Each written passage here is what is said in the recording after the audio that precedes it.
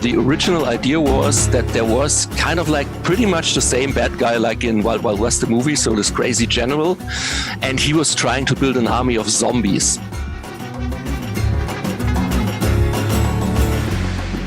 Why are you called Mimimi Games? Because we cry all the time.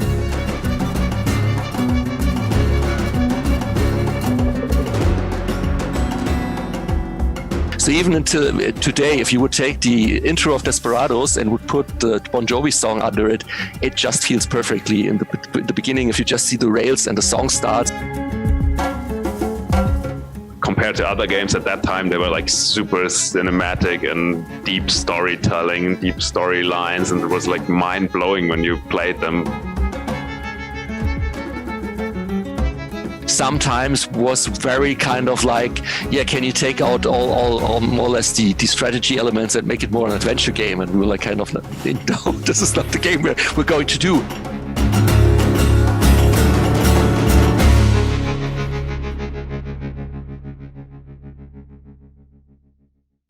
The Desperados series is turning 20. To celebrate the birthday, we've talked with Ralf Adam, producer of Desperados Wanted Dead or Alive, and Dominik Abé of Mimimi Games, designer for Desperados III, about inspiration, failings, learnings, and how to successfully revive a genre and a franchise. So what we're going to do is we're going to talk a little bit about where Desperados came from. Do you remember what the first idea was, what kind of the first pitch was, what kind of game this would become? Yeah, so back at that time I was working for Infogram, which was one of the biggest publishers back in the day, so that was the late 90s, 99 to be precise, and I was there in the strategy label, which they had just founded. So we were out looking for new strategy titles we could sign, or tactic games, anything in that genre. And I actually stumbled upon a screenshot in the PC Games, which was a big magazine, big German magazine back in the days, that had one screenshot of the game, and it said Spellbound, the creators of the Gianna Sisters series and their studio head Armin Gessert are working on a new game, and they just gave us this exclusive screenshot. And we were kind of like intrigued, especially I was at Infogram, which was a company based in Lyon, but I was in the German office. And obviously I was aware of that Spellbound was also a German company. So I just picked up the phone because I knew Armin, the CEO of that studio, and just called him and say, hey, I read here in the PC Games that you're working on a new title and this is looking great. And it seems to be something around a tactic strategy game. And we're looking for these kind of games actually. Would you be up to talk with us about it? And so that was actually the start. So I drove down with my boss to Kehl, just close to Strasbourg. So it's at the French border, so still in Germany, but close to the French border, to the Alsace.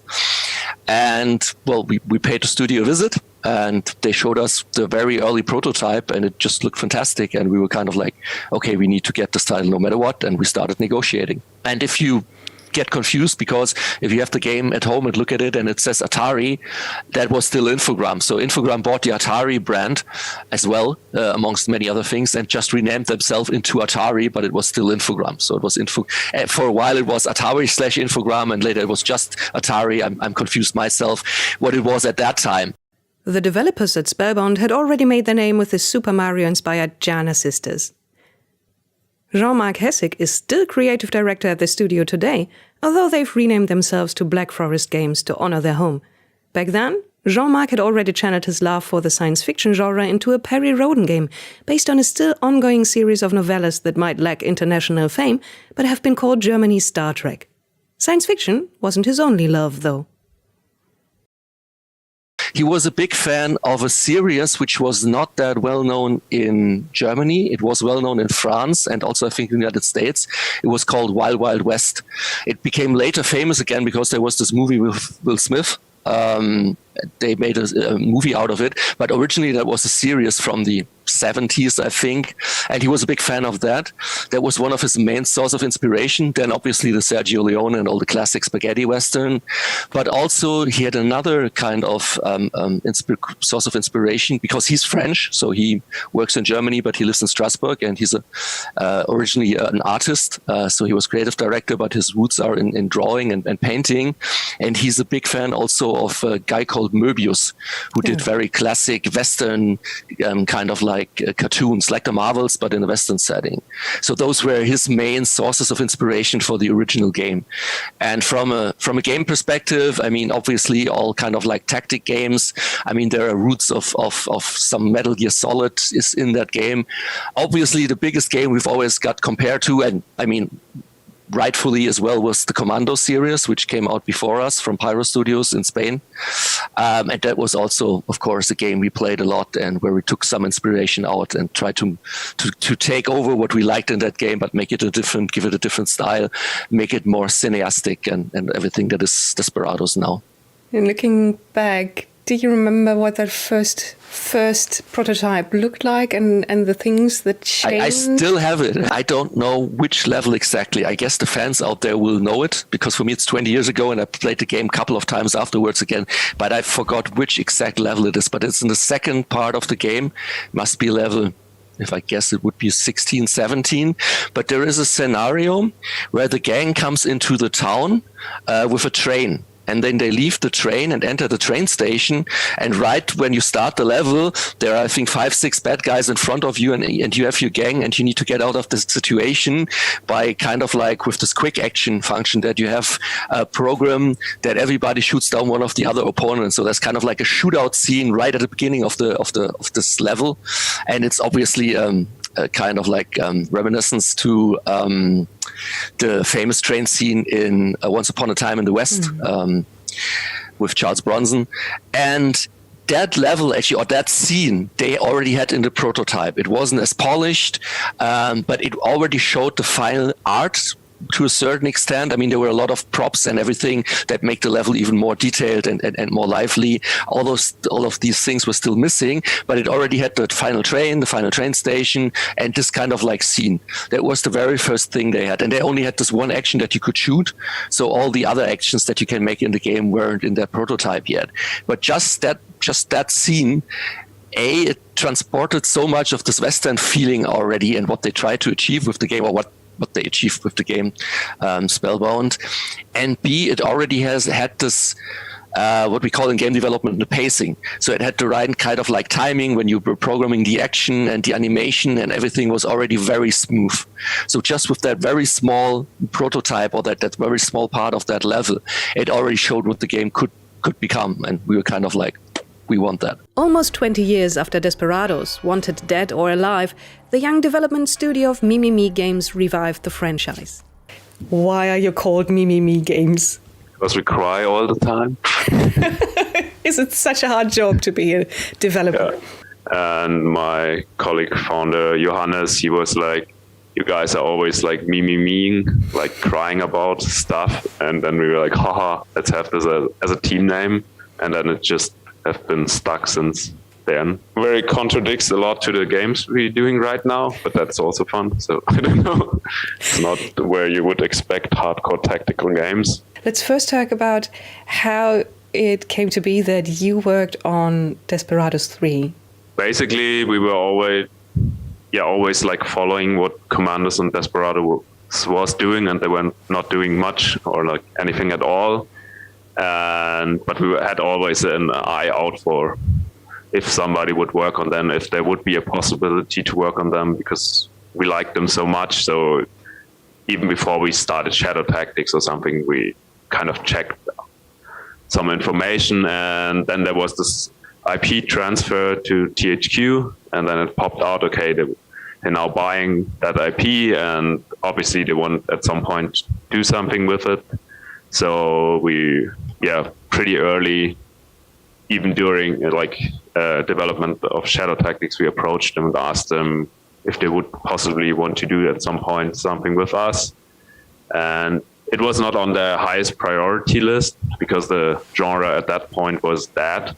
But when Shadow Tactics came out, it very fast became clear that there is potential in that genre, and also that we would be now the perfect fit because we already worked so much with that genre, which nobody else did at that time. So I think that made it a very clear fit for them to work with us on the IP. And for me personally, it was like, yeah, that is one of my dreams, because those like Commandos and Desperados were always the games that influenced me the most. So it was like a no-brainer. So I don't know. Compared to other games at that time, they were like super cinematic and deep storytelling, deep storylines, and it was like mind-blowing when you played them back then. So, and that spirit we really wanted to keep. And also it was quite clear that we wanted to make a prequel, because we would not want anybody to require knowledge to like get back into that IP. And that was also so much potential in like, oh, they have those cool characters, but they never told like how they met. So that was pretty cool to be allowed and able to like tell that part of the story of the universe. That was super fun. Let's talk a little bit about the setting. If I remember correctly, it was supposed to be weirder, so yes. Yep. with supernatural elements in the beginning. And that goes also what I've learned then back later from Jean-Marc. That goes back to this one source I've mentioned before, which was Wild Wild West. I mean, also in the movie with Will Smith. I mean, most people may have not seen the series, but I think the movie is still kind of like present. There is, this guy without the legs, but he's sitting in this kind of like spider wheelchair, and there are all sorts of weird mechanic things and stuff like that. And that was something they also wanted in their game. So, and it would go even one step further. So the original idea was that there was kind of like pretty much the same bad guy like in Wild Wild West, the movie. So this crazy general, and he was trying to build an army of zombies. So he was creating zombies. And I don't remember whether those had some roots to the more supernatural with voodoo, or if it was something more mechanical, but at least he was supposed to build up a zombie army. And that's why also one of the characters, Mia, was in the game, because originally the plan was to give her a katana sword, so she would have been the only one who would have been able to kill the zombies. And we were kind of like, I mean, we loved this fantastic Western scenario and everything, but in any case, we were kind of like, this blending of these kind of like two genres, we're not too convinced. What about if we maybe just turn it into a pure, real spaghetti Western? So instead of going full crazy, go more into Clint Eastwood style. And they liked it. I mean, they were kind of like, they had still some doubts on their end as well, whether the zombie idea, this mixture would have been a good idea or not. And our proposal was actually, look guys, what we can do is we make it a serious Western game. The game it is now, well, serious, it also has some humorous aspects, obviously, but more on the lighthearted side, not on the crazy side. And we said, if it goes really well, we may start some spin-offs, and maybe then we can explore some more crazy territory. So maybe in the future do an add-on with some zombies or something like that. And they were, no, that's cool, that's a cool idea, let's just do that. Also back in that, during that time, the game had still the working title Death Valley, also kind of like a bit more moving into the direction of this whole zombie aspect, which in the end it didn't have. I have to ask then, when you were working on that, did you know that in Desperados 1 they actually had planned to have more of these weirder elements of magic and mechanics and zombies in there? Okay, you did know. Yeah, I know. That story, Ralf, I think totals, I don't know, maybe even 5 years ago or something, like even, I think for Shadow Tactics we already knew that. So that was also one reason why we were like, okay, they had already ideas like that. They wanted to make it more crazy. And so we also thought then that's another like reason maybe why we can have that in it. Do you remember when the decision was made to call the game Desperados, and why? Yeah, so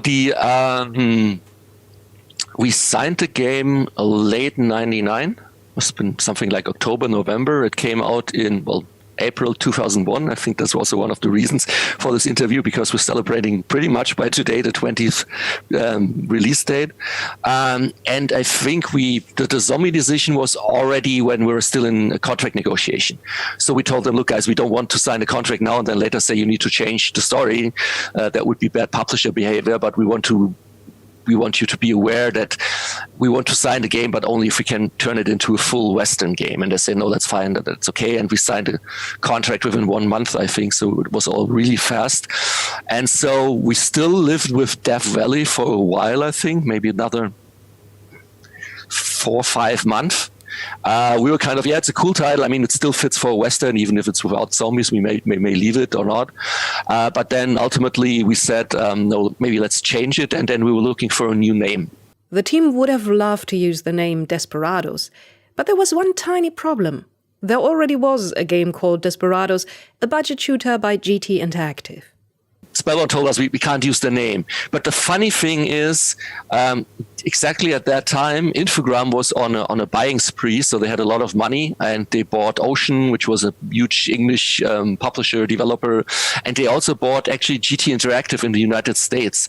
And GT Interactive had the rights for this Desperados game that was sold at Walmart. So we actually, with that, had the rights name, and we're sure nobody could sue us if we used this name again for a bigger title. And so we just decided, okay, we take Desperados, we just need a subtitle. And then I think it was me who came up with the subtitle Wanted Dead or Alive, which again was kind of like the idea came from another source of inspiration, and that was the Bon Jovi song.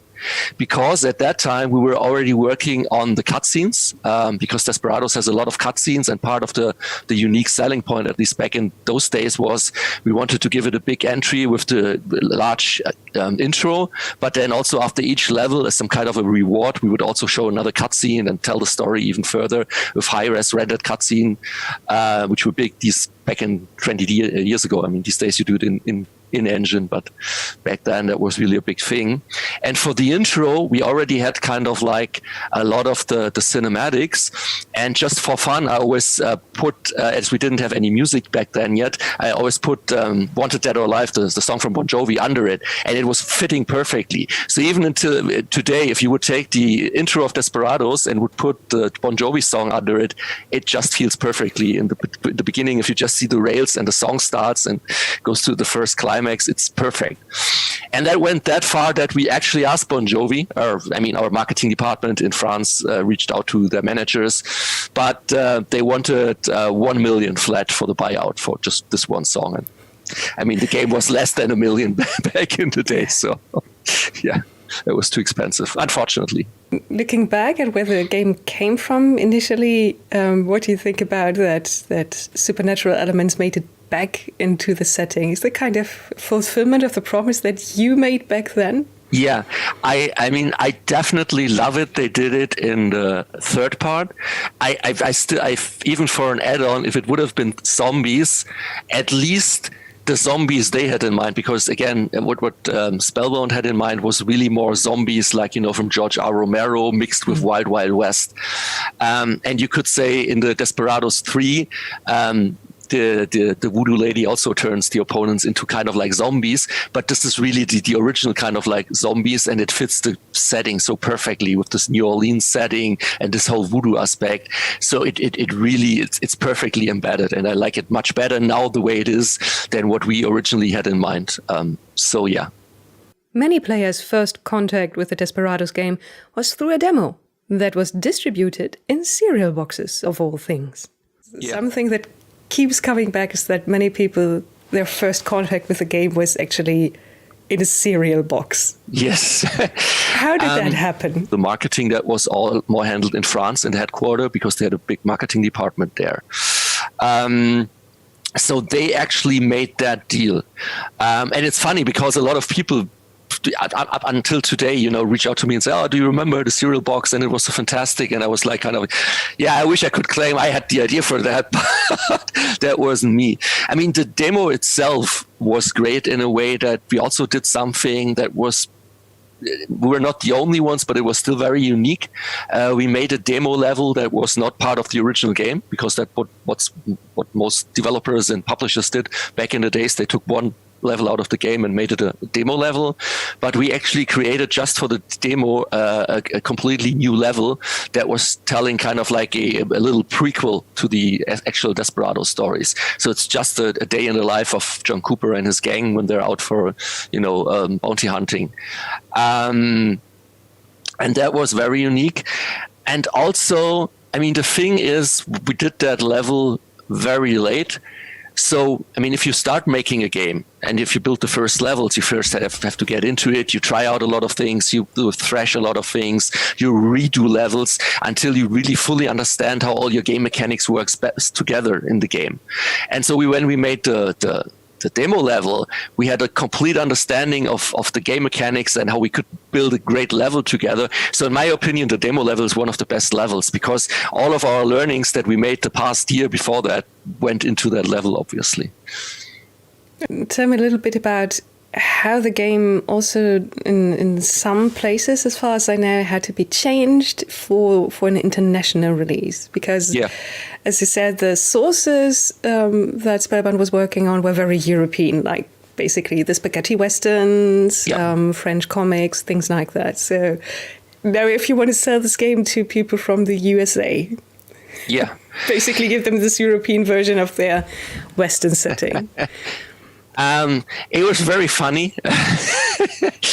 I remember we were out at E3, the big show, back in the days to demo your games in the United States, in Los Angeles, in the convention center. And we were demoing the game to American press. And the first question they asked us is, you guys are from Europe, how dare you, more or less, to make a Western, which is kind of like our native genre here in the United States.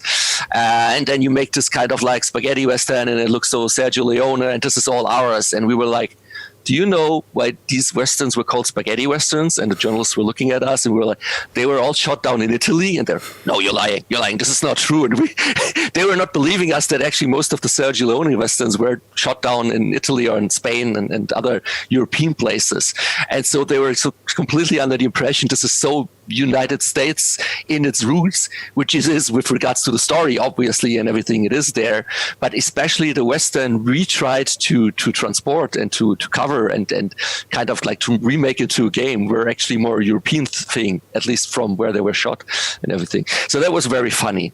I mean, there were a couple of things with regards to that. The cover, for example, I don't know if you've ever seen the United States cover box. It looks completely different than the European ones. The European ones shows it shows John Cooper, Kate, and who's the third one? I would even need to look. Doc, I think. So the three main heroes in close-ups in the rendered style, like they're at least in the cutscene, and below there is, I think, another scene from the game from the cutscenes. And the US cover showed all heroes, which I kind of liked, but they were all drawn and looked more like cartoons, which still for me until today, if I look at the box, it looks weird to me, but I mean, I was used to it that US boxes always look completely different to European boxes. What I also loved about the US boxes, they sold it in a big box, not in a DVD case, which I like better. So that was one of the things.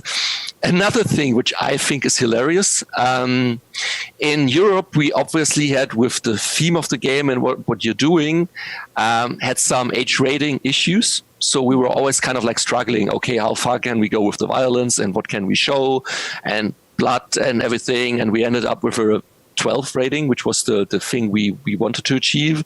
But we definitely had to turn down some of the violence.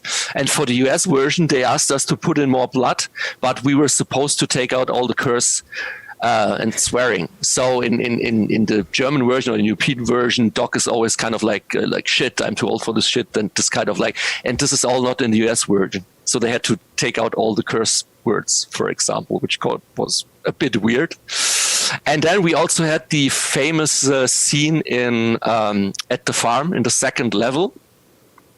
This cotton farm, which is, I mean, today, if you look at Django Unchained, it's pretty much the same, only that also we had to tame it down with regards to that there are ladies, if you look closely, walking through the cotton fields, serving lemonade to all the workers there. to make it very kind of like worker-friendly environment. So those were some of the changes we actually had to do for the international version. But for me, the biggest kind of like laugh was still when they said, no, we want more violence but less of the curse words. And I was like, okay, for Europe that's different. Please put in more blood. Yes, okay. Yeah. Which I think we never did, by the way. I think there is no extra blood in the US version. Not that people now try to get the US version, because there might be a more bloody version. I think we left it the same just for time reasons, because that would have meant extra artwork and everything. So yeah. So no more blood, but no less curses. Yes. Okay. Desperados III also got quite some recognition in the modding scene.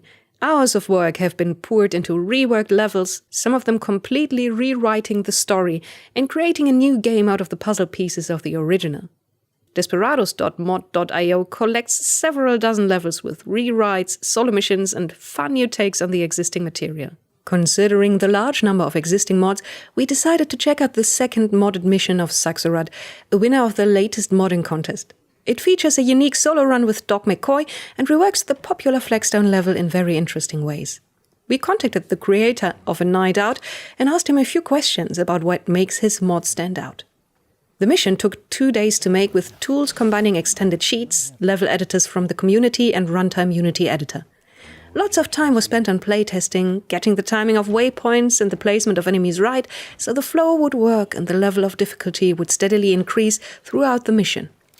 Doc was chosen as the solo mission character because his gameplay works for puzzles with groups of enemies, but he also has to take his time, which fits with the overall design of the mod. Also, his code could be taken off to give him a unique look for his solo run. So you can see, a lot of fiddling and a lot of thought went into this mission and into the other ones that are available. Do you, until today, do you have kind of your favorite level or your favorite scene from the game? Yeah, my favorite level is definitely, and again, I hope the fans won't shoot at me if I say the wrong level, but it must be the level 21, which is, I think they're returning from the mine and getting back into this big city. And in the city, there are the bad guys, but there's also the cavalry that's trying to take over the city. So you're actually fighting two parties in that level. So you're in the upper left corner and need to get down to the train station, which I think is actually the train station that I've mentioned before, just on your way back. So the cavalry is on one side of the city and has conquered one side or one part of the city, and the bad guys are in the other part, and they're shooting at each other. And now you need to kill some of the bad guys, so the cavalry can go more north, and then you can walk around the cavalry, kill some of the cavalry, so the bad guys can go south, and you need to trick them out and play, let them fight each other. This is also a scene which was a bit inspired by The Good, the Bad, and the Ugly, when they're also with the cavalry for a while. And in that movie, they need to destroy a bridge ultimately. But for us, it was kind of like playing with the cavalry and the bad guys, and you're kind of like in the middle. And this is definitely the level with the most enemies in one level. And it's also one of the hardest, but as there are so many enemies in that level, there are so many different ways you can also solve this level, which I really like about it. So that's my favorite one. I looked at all the levels again, at all the level maps, just from the layout. And I think one thing that is unique with regards to Eagle's Nest is that, except for one other level, which is the mine, which has a similar approach, but it's great, but Eagle's Nest is just outstanding. I mean, that's the first thing. Visually, you look at this, and this kind of like has spaghetti western and Sergio Leone all over it, just from the look. And then the other thing that is unique to that level compared to the other levels is the other levels are, you go from left to right to left or whatever. You're in a city, but it feels it's all on the same level of hate. While Eagle's Nest is more like a climb, so it really feels like you're climbing a mountain. So you're going not only inside this castle or this fortress, but you also have to get up, and you really need to get to the top of this tower. And I think this is a very special and unique approach, and it feels so obviously rewarding and satisfying once you're on the top. Because for the other levels, left, right, left, there's also a way of progress, but it's not as much in your face as it is with you climbing something up. So it has a certain kind of like, I guess it's similar to the satisfaction if you climb a mountain, actually. So there's this top, this peak you want to go, and when you're up there, you know what you've achieved. That might be one of the reasons. From a more game design analytic perspective, why this one is so popular, I think it's a mixture of many things. That also, what I've said before, it was one of the levels we had very early from the art, but the actual design and where do we place the opponents and what do we actually do in that level, we did later when we were more experienced with other levels. So we could also play more with already all the learnings we had and how we best place different groups of enemies into different areas. So also from a level design, I think that one is very, very strong. Let's talk a little bit about, or while we're talking about old influences, new influences, things that obviously have to carry over from one Desperados game to the another, and that is the Eagle's Nest, which you decided to put in as a DLC. So was that kind of planned from the get-go? If we do a DLC, it has to be this level, or rather our take on this level? So we always wanted to have like a level that's a homage to Desperados 1, or is it like a Desperados 1 map, and we also have like Baton Rouge, but I think that's something where it's not so obvious, because Desperados maps, they have very different scale than we need, because we adjusted a lot of things like how far the vision is and stuff like that, so you could not like copy one-to-one a map, and that's why it's not like super clear, and also it's like way earlier, so there's like stuff not built in Baton Rouge. But that was like the first homage, and also we had the Eagle's Nest at that point in mind, and we were like, okay, like one homage, but then we decided not to do Eagle's Nest because it's also like there's so much around it, like you would need to explain more why it's in there and how it's connected, and it would not like fit very well in our storyline as well. But then we had it back in our heads that when we would do a DLC, we want to do that because it's just this super iconic map. And yeah.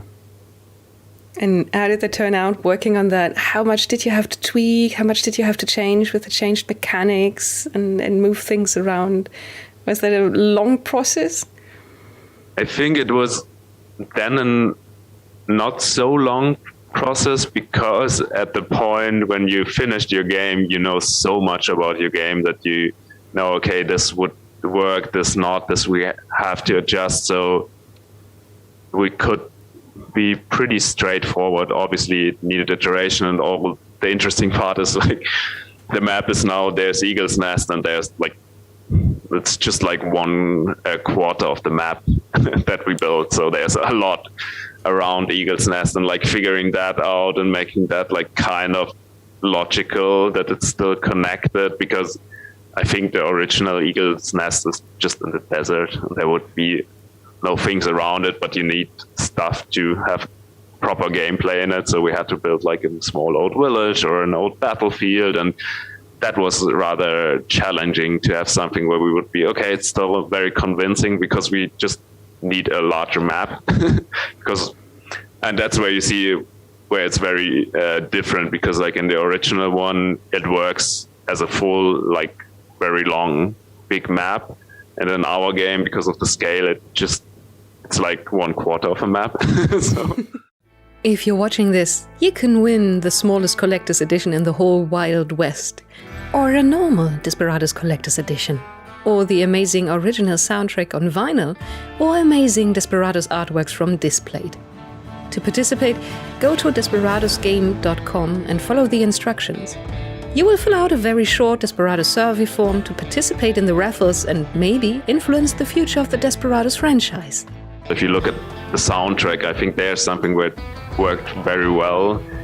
When you like first listen to it, it's like most of the parts are like very guitar playing, and you know like the tunes, that's like the expectation is fulfilled when you listen to it. But if you listen closer, or as the songs develop, there's always like synthesizers and stuff like that would not be in the classical like Western music in there. And that's when you know it, it's pretty dominant, but when you don't know it, I think you just don't realize it in a way. But there's all the stuff that would make no real sense in the music, but that was a lot of fun, like bringing in, I don't know, like super techno bass drums in there, and then it still sounds like a Western.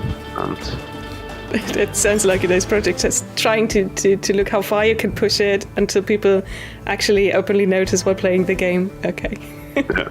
And like all the tracks are developing differently, and also that aspect is when you look at the scenarios, like the landscapes where you play in, we have this, like the first scene is like super dusty, super classic, and the second scene is then super green and flourishing and stuff, and that's more like how modern Westerns look like. So those are like very like thoughtful decisions we made. So old, new. So like it's sometimes very obvious, but also I think not so obvious because people don't think in that way about it. So. I mean, testing is another thing. If you would ask me about one thing that I kind of like regret and that I would have done differently, is the level of difficulty. Okay. Because Desperados 1 only has one level of difficulty, so you cannot switch. And we had one fixed QA. We had a couple of good QA team members, but we had not the luxury of changing the QA members all the time. But they knew the game from inside out and were there from the beginning until the end.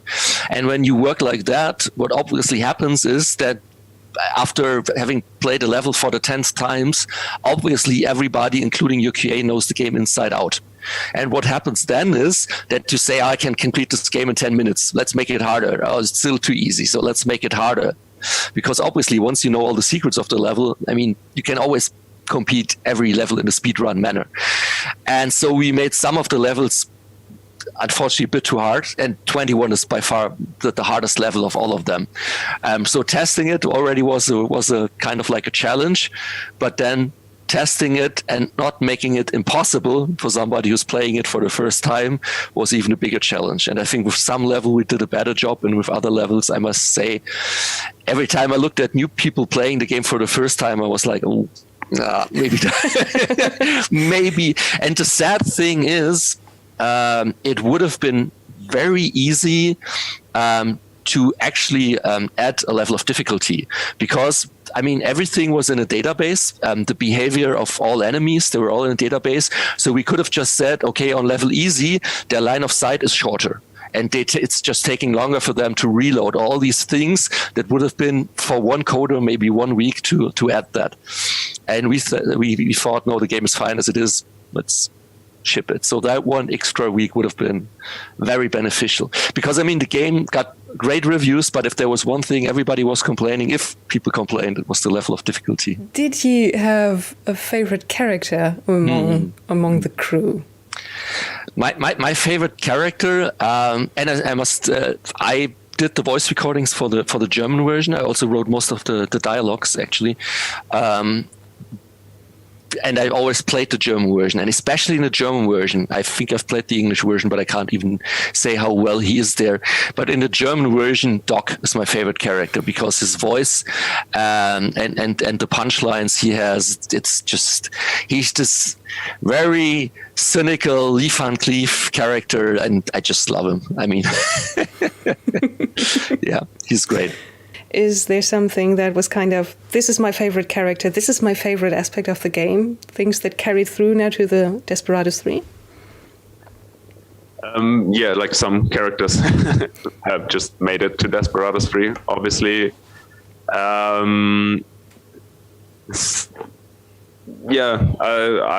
huge fan of Doc McCoy, like the sniping, that's super iconic, also with the scope on your screen, that's like such a simple thing, but it's so iconic, and I love it so much. And that was always something where we're like, okay, I want to have that in any game like that. What were the things that you were looking at, or that you were reading, watching to kind of get that? That crispness, the dialogue, right? Yeah, maybe a bit because I also don't want to kind of like claim things here that were more kind of like obviously a combined effort. So first of all, when going back to this zombie idea, and when we kind of like we as Infogrames talked to Spellbound and say, look guys, can we change this into more spaghetti Western scenario? And they, like I said, they were completely on board right from the beginning. They already had at least 10, maybe even 12 levels. At least from the art side, at least as scribbles. So they scribbled all the levels, obviously first made concept, and kind of like already had decided on a lot of interesting scenarios. Like, we'll have a city, we'll have a gold mine. This would be a great scenario. We need to get a train there. So they got all the inspiration from this different Westerns. So the first thing we had to come up with was actually the plot itself. So what will happen in the game? What happens to the gang and this whole thing with Sanchez and El Diablo, and who is El Diablo? We didn't know who El Diablo was. In the beginning, the idea was that Sanchez, who's now just a henchman of him, would turn out to be El Diablo. This was all done together. So we were sitting together with Jean-Marc and the whole team at Spellbound. We were kind of like had lots of meetings. We had a war room, and what we did is we always posted all the different level concepts on the wall and tried to stand in front and say, okay, when in this level this happens, what could happen in this level, and how can we make a plot around it? So we kind of like first built the overall plot around especially the levels that were already there and the ideas for different levels, additional levels that Spellbound already had in mind. And so we kind of like went back and forth. Okay, no, this level, well, no, then this level needs to go here, and they could go from here to here. And so this was the first thing that we did. And we always wanted the dialogues actually to be written by a script writer. I mean, I had some roots in writing before, and I was working as a journalist for a while, and did some books as well. But I was kind of like, A, as a producer, I don't have the time, and B, let's find somebody who can do that. And we had a script writer, but the thing is, due to some bureaucracies, and like I said, during that time, Infogrames was kind of like on a buying spree, and they had a lot of companies they just bought. I couldn't get hold of anybody in the legal department at Infogrames to just get a contract out to the scriptwriter. And the scriptwriter, I was like, no worries, you're getting paid. We're a big company, but the scriptwriter, because in TV it seems to be, you need to be very careful, obviously, or in movies. So he said, I will not start without a contract, which is fair enough. But we couldn't get him a contract on time. And we had already booked the studio for the voice recordings. And I was like, okay, you know what, guys, I will write it. So I wrote down the German. So actually for that game, we did the German voice recordings first. Which again it is another great story I have to tell you in a second, which caused another issue then. So I wrote the text, but obviously in close collaboration again, especially with Jean-Marc and everybody. But I did the main writing for all the dialogues. The story and setting were heavily influenced by classic spaghetti Western movies with Clint Eastwood, and also by 80s action films like Lethal Weapon or Big Trouble in Little China, and modern Westerns such as Sam Raimi's The Quick and the Dead. But there were quite a few more movie Easter eggs to be found. And there's also, I mean, this famous scene, this Easter egg with dogs in the swamp, where he kind of like does his Jedi trick with the boat coming out of the swamp. And the problem was though, so for the cutscenes that you see in the game, for this high-res renderings, we had to do, it's like when they do, for example, a Pixar movie, that's also what they do there. They first do the voice recordings and film the actors, Tom Hanks, when he's doing his kind of like making his text or speaking his text, and then they take the lip movings and take that for the movie, then the Pixar movies, and animate the characters so it fits the lip moving of the text that is spoken. And we did the same for the text for the cutscene. So when John Cooper talks, we did the voice recordings first, filmed the actor, and the graphics studio did the lip syncs. What we didn't consider is we did the German text, which was stupid because German is way longer than English.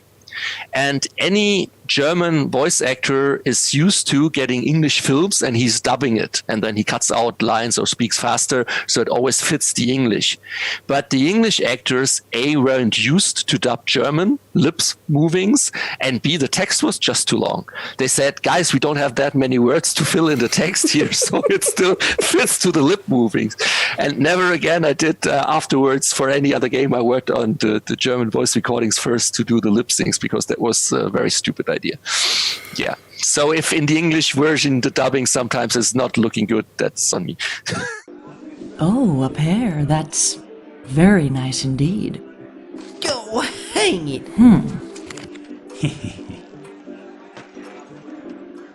Uh-oh. 2 pairs. A pair of kings and a pair of aces. Talking about the Western stories, Desperados 1 was very, very much influenced by spaghetti Westerns, where you have basically direct takes on scenes from Once Upon a Time in the West and the good and the bad and the ugly. So when you started working on the game, were there like movie nights at Mimimi Studios, or did you just work off what you already had absorbed? No, like we did our research and we also watched those movies before, like all the spaghetti stuff, and we also looked at the new Western influences there, and like not too many, but like it had a small peak, and something like Westworld is pretty cool, and another take, a very strange take on it, but we looked at all those, and we had our design goal was kind of having like the old and the new. It was in a lot of aspects we had like old and new. We want to combine it and make something Mimimi unique out of it. I think now in the end we're a bit more leaning towards the old than the new stuff. I think it's still like, now looking at it, more the classic came through in the game, but in all the aspects we try to have like modern things in it. Let's talk a little bit about the difficulty levels, or working difficulty levels, because talking to Ralf about the design for Desperados 1, he said the one thing that he was kind of sad about that they didn't manage was to tweak the difficulty or put at different levels. So did you kind of find yourself confronted with the same problems to gauge how new players would approach this and how hard it would be for them? Yeah, so that was also a learning, like from Shadow Tactics, that we were like, okay, we want to improve on that aspect. We want to make it easier in a way. And yeah, the only way to make this like substantial working is that you have to like really tweak the enemy setups, like the puzzles. And that is a lot of work. But that was very clear from the beginning that we really want to do that and put in that extra effort. And I think also there we have a learning now that when you know what to tweak, it's then getting easier to bring in those difficulty levels. So in the beginning, it was very hard to figure out what it means, or at what point you would like completely make a puzzle, like not a puzzle anymore, but like you just click everybody dead and that's it. There's no challenge, because it is only fun if there's a challenge, and to know at what point that breaks and there's no challenge anymore. That was a point we had to like really figure out. But when we got a feeling for that, it worked pretty well, I would say. Okay, so was there ever a point where you realized, talking with testers, talking with QA, that at some point you had built something that for most people was uncrackable, or things like that? Yeah, so the usual process most of the time was when you like start, or a designer starts to build a level and you first play it, that it is way too hard. Okay. But also with the experience, they were getting like very much better at that. But it's when you build a puzzle, you always know the solution, and it's very hard to abstract or think in a way of the player not knowing the things. And some things that you think in the first, they're so obviously that for one player, they just look at it and then they just don't see it. And then it's becoming super hard. And if they're like, oh, that would be the one thing, then it's super easy. But also we learned that throughout the map, nearly every player has that moment at some point. So there's always this like one puzzle would be super hard for somebody, even if it's not intended, because like something where we thought is like the super obvious solution or approach would not be like in their mind at the time. So, but then once they have the light bulb moment, it goes smoothly. Okay.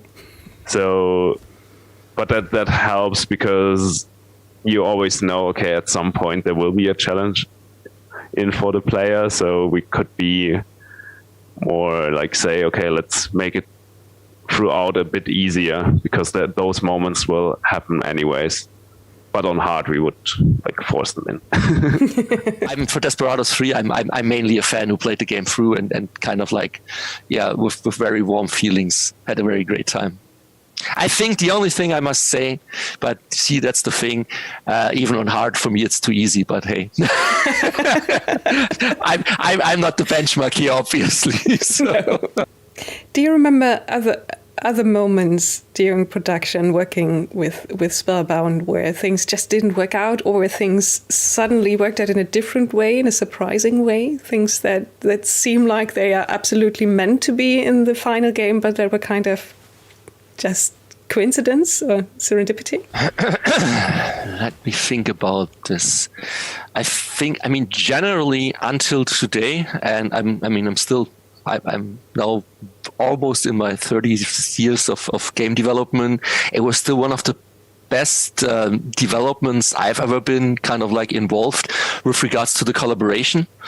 And I mean, it's always kind of like the ideal that the publisher and the developer working in the same direction and running in the same direction and share the same vision. I mean, there is always on the way, there's sometimes struggle and sometimes there are things somebody wants to do differently, either on one side or the other. But that was one of the smoothest sailing I've really ever been into. I mean, you can already tell from it's also, I'd say even the game that was most on time, budget, and quality ever. So we signed the contract, like I said, in late 99. And the original plan was to ship it in late 2000, so 1 year later for the Christmas business. But already when we signed the contract, it was Infogrames actually who said, look, guys, we really believe in this title and we think you should spend some more time. So we give you 4 extra months and we even pay for it. So we make this an Easter release, not a Christmas release. And that came from Infogrames. Usually it's the developer who asks for more time or more money.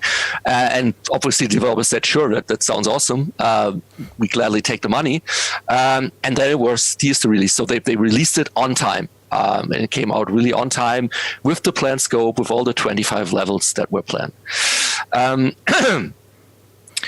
There were some hiccups along the way, mostly when it came, but that's more on the natural side. It was mostly like marketing, when sometimes some ads were produced in France and Spellbound was looking at it and they weren't really happy with what came out of that. And then there were some back and forth on that. But that was all kind of like, that there wasn't really that much. There was one thing, and I mentioned it, that wasn't that well, which was the fact that, like I said, we had 2 dedicated testers at Spellbound for the game, but the publisher always also does his own QA as well. So as a publisher, I mean, no matter what you get from a developer, and even if he tells you, yeah, we tested it inside out, there are no bugs, you obviously want to check it again and maybe also give some additional feedback. One of the problems there was that there was nobody in the QA department who was familiar with strategy games or tactic games.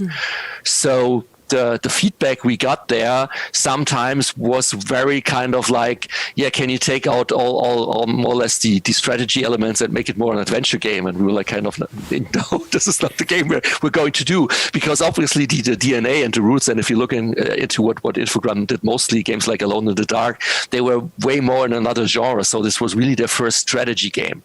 So that was sometimes a bit bumpy, but again, it was on a level where I'd say, I mean, if I've seen way worse for other games. We can shed some light on this here because many fans out there might be aware with the legendary webisodes.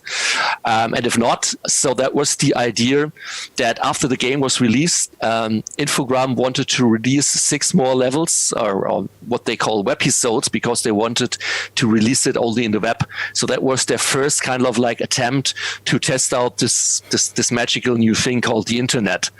And Spellbound actually even produced those levels. Some of them actually then later made it into, at least from the level design, into Desperados 2, like the fort.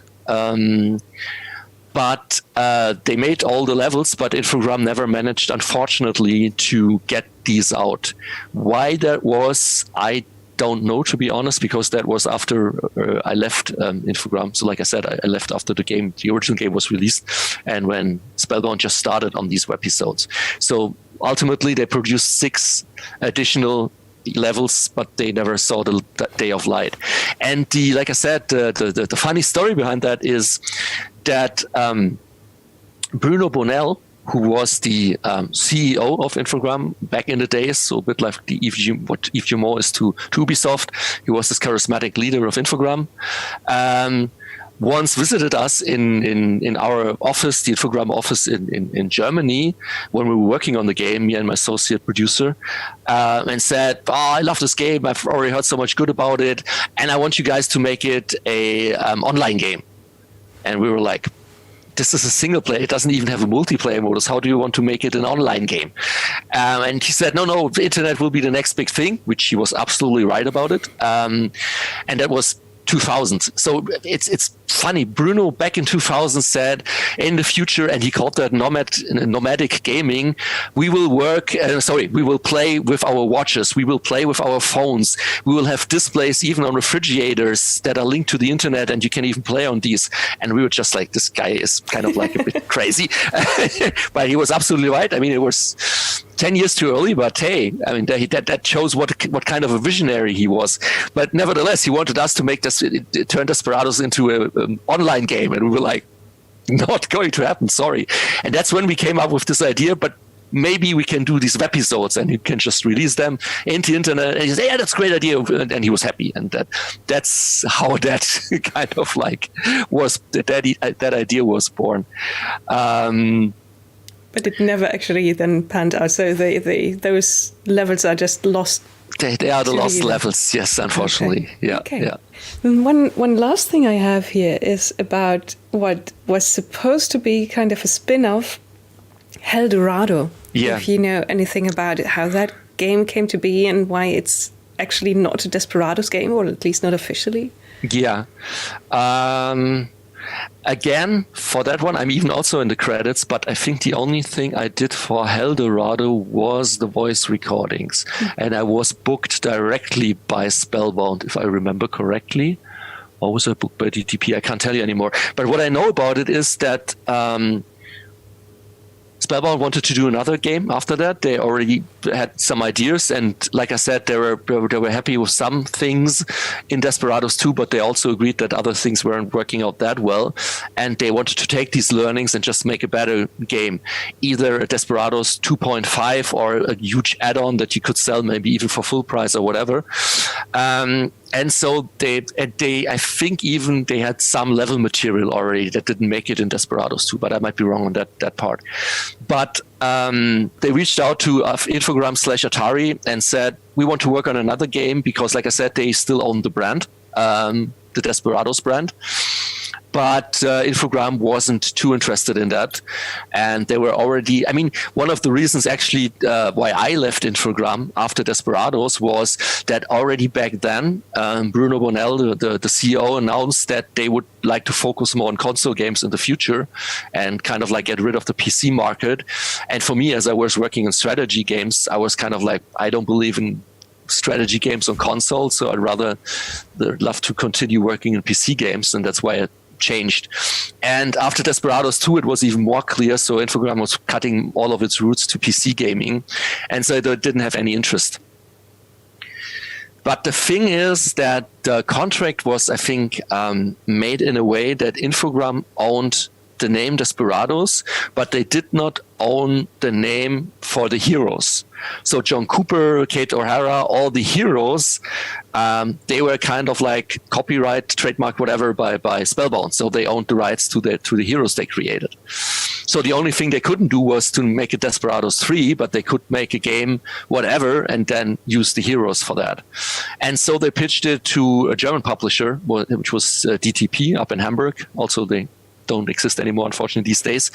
But they were also kind of like a medium-sized publisher back in the mid-2000s. And they signed it, and then they made it. And like I said, I think I only did the voice recordings there for that one. Because I did the voice recordings for Desperados 1 and 2, and I knew the voice actors and how to direct them and everything. So they just hired me for that one. But other than that, I think I have not many roots to Eldorado.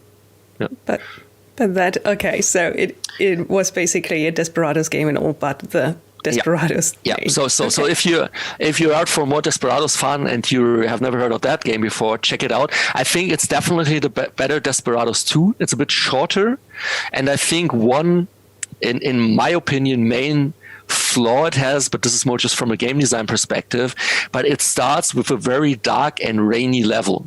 And from a game design perspective, you should always start with something more bright and easy and lighthearted, because it puts you right from the beginning in a very depressed mode, which I found weird back in the day. But the game, like I said, they took all the learnings from Desperados 2. So with regards to the level design and the balancing and everything, I think Eldorado, personally, I think is way better than Desperados 2. But that's my personal opinion.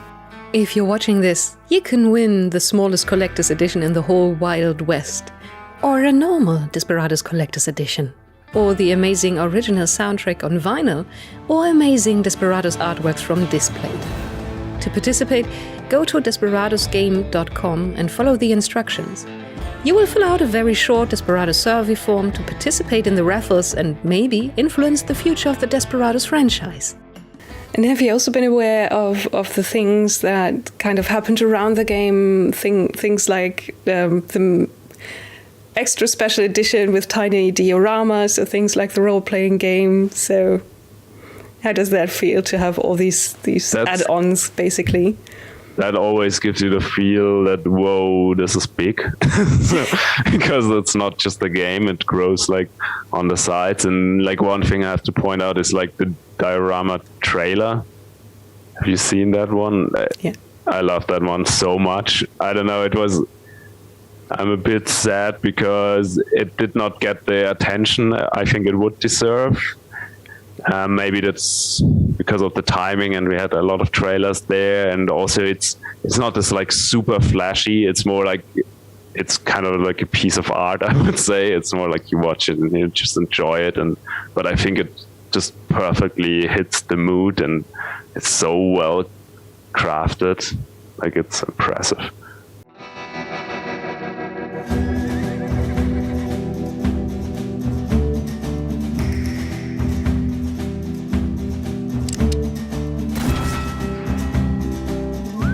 Come with me.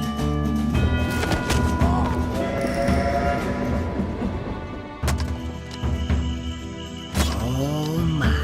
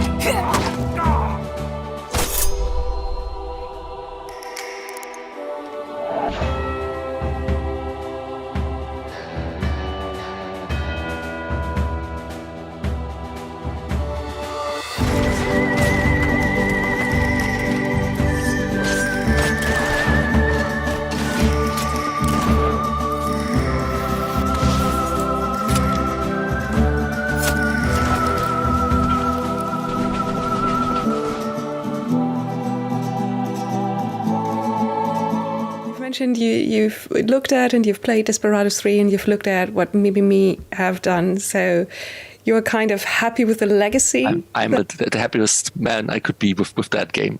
I mean, I know the guys quite well, and when they did the first game, or the first tactic game, not the first game, the Shogun game, I already consulted is already too much. But as I knew them before, even back when they were students, I went to their office several times, and already back then, pretty much gave them all the insights I'm giving you now on what we did in Desperados, learnings we had, also showed them some level designs and stuff like that.